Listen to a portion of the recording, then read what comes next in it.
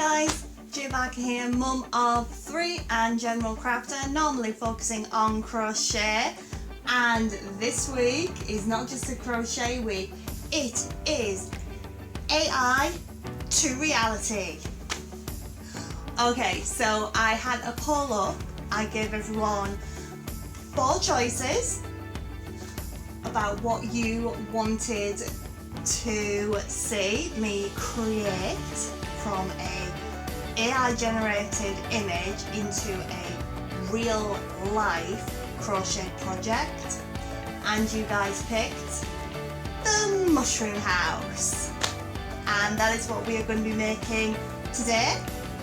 And keep watching till the end of this video, as I will be putting up another poll for the next AI to reality after that. Okay, so as you can see from the mushroom house, it has a mounded base, like a mound of dirt for the base, and then the mushroom house, there's not much in their size differences, so I thought to help me with the structure I would use 2 kids plates. Luckily my kids no longer use these plates and we've been using them for paints and stuff. So the first plate for the earth mound will be like so, and then we'll put the mushroom one probably like that as well. Now I actually already started on the mound because it wasn't particularly interesting or difficult crochet, simply starting on the base with a brown, increasing by 6 every row, 2 rows, just double crochet all the way around. That's single crochet for US terminology, and then decreasing all the way to the middle there. There are a lot of pieces of this pattern which are just basic. They're just circles that I can do really easily, ovals and things like that. So I'll show 1 or 2 of these as I go, or I might just put images up. But I think the main focus of this video really will be the mushroom top, the mushroom house top itself. The I don't really know what to call them, those brown coils at the top. I don't think could they be branches? I have no idea. And of course the butterfly as well. Another thing as well, I will try and use a 5mm hook for the vast majority of this project, but I think when it comes to the flowers and the butterflies in particular, I want to go down to maybe a 3 or a 3.5 and go down to double knit rather than Aran weight. It's not something I normally like to do in projects. I like to keep projects in 1 hook size, but I think just to maintain the feel of this is how it's going to go.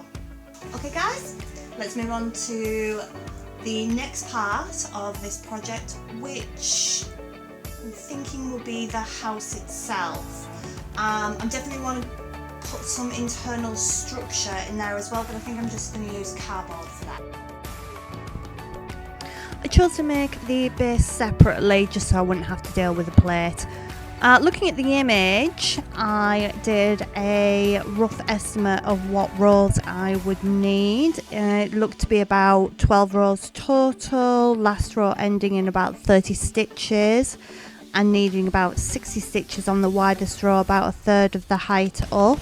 This is all just estimating off the image itself in proportion to the base. I did need to add another 4 rows just for the height.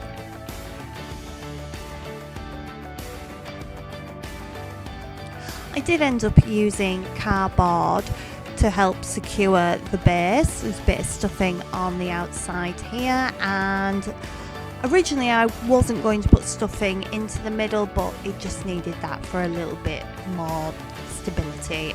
Alright, this was the first attempt and it looks more like a gnome hat than what it needs to. I think I've done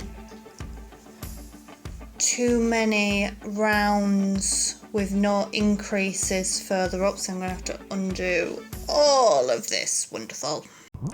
Now I already have very recently made 2 mushroom patterns, but I felt this one was too pointy to use for this, and that this one wasn't pointy enough, so it did take quite a few tries to get the shaping of this right, I will admit. But in the end they are just a pattern of increases and rows without any increases. It's just getting them in that right proportion to get the shape that you want. You're going to see the plate flick in and out of frame now. It was just to check the sizes as I was at the edge of the mushroom. Is it called a mushroom cap? The top of a mushroom? Yeah, I think a mushroom cap. So I've switched to brown here. There was a row in the back loops only just to get a nice curve, and then I moved on to a cream colour, which was actually called mushroom cream, ironically enough, and did decreases just to finish off the mushroom cup itself on the underside. Oh, just dropping back in here, I was right, I've just checked it on Google. The top of a mushroom is called a mushroom cup. Nothing fancy here, just a slip stitch joining the mushroom cup to the mushroom stem. For these rope details here, what I actually did was double up the mushroom yarn and twist it. I also did a similar thing for the rope detail around the windows here. Switching to a 3.5mm hook and appropriate yarn, I started on the rocks, which were just very basic on the magic circle, going out in rounds and then decreasing back in. But when I look at this image, they look knitted to me, and I can't knit, so like I said, I just did it on the round using crochet. Okay, the door. Right, we can see from this image it's not meant to be crocheted at all, but I just couldn't find one in the shops that I was happy with, so I decided to actually crochet one. I'm using back posts and front posts to create the wood grain panels here as well, just so it's got a bit more dimension. And I made the frame of the door separately and slip stitched in place. The door frame was just a few simple rows of double crochet, that's single crochet if you're US terminology, with a few decreases just to get a more arched shape. Windows are just very basic black circles increased on the round, and I've already showed you how I created this rope detail, and that was just slip stitched in place. Right, what am I doing here? Oh, it's these weird branchy things. Right, so I did these on the round, all of them were created on the round, just with various different increases and decreases in sizes. To create the curve, I decided not to go with the technique I used for Jelly Tot the seahorse, where I used half trebles, trebles, double trebles and so on to create different sizes and create the curve. Instead, I worked short rows with the rounds to create a more stepped up effect, and also it meant that all of the gaps became closed, not revealing as much stuffing. And another nice plus of using this technique is that it actually created some ridge detail, which you can clearly see here on the AI image. On to the butterflies. Oh, I'm having to use a 3.5mm hook here and such thin thread you can barely see anything. This is the back wing of the larger butterfly in the image, and this is the front one. In order to get the way the stitches look on the image, I started off with a chain, worked across the chain, then put decreases in the side to give the curve and the height. But to be honest, you can't really see that detail on mine with the yarn being so thin. It's just an example of how the AI image isn't actually true to what it is.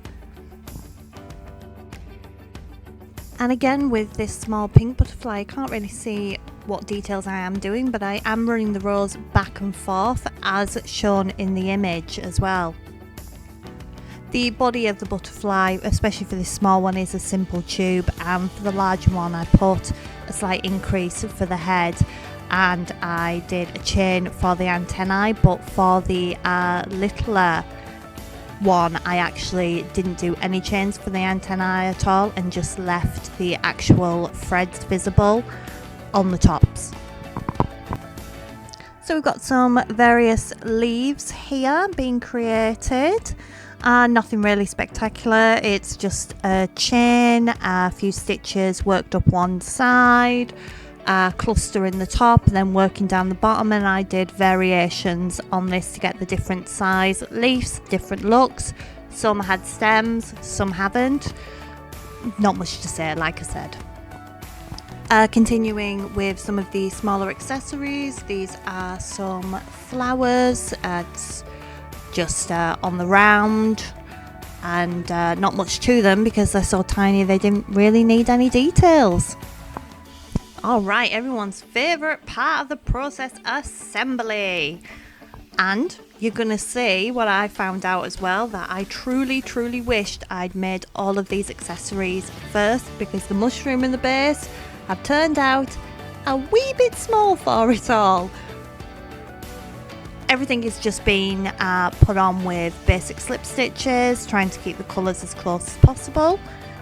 The little mushrooms here, they are pretty much the same as the larger mushroom. It's just the few first top stitches, and some are bigger than others. I always find when making mushrooms as well that they always look so much better when you do the circles on them separately and stitch them on, even though it just increases your workload so much. Oh, and everyone's favourite glitch on this pattern, the flying butterfly and the hovering circle donut ring, secured with invisible thread to finish the look. And here we are, our finished mushroom house. And you can definitely see what I've meant by the fact that I wish I'd done all the accessories first, because we are very crowded at 0 Mushroom Lane. Someone did say in the comments for the last video that they felt that this one would be a lot of work, and my god, they were right. But have I learnt my lesson about putting votes out to the public? No, I have not. So the next AI to reality video will be out the first Wednesday of January, and you can pick from the following 4 images.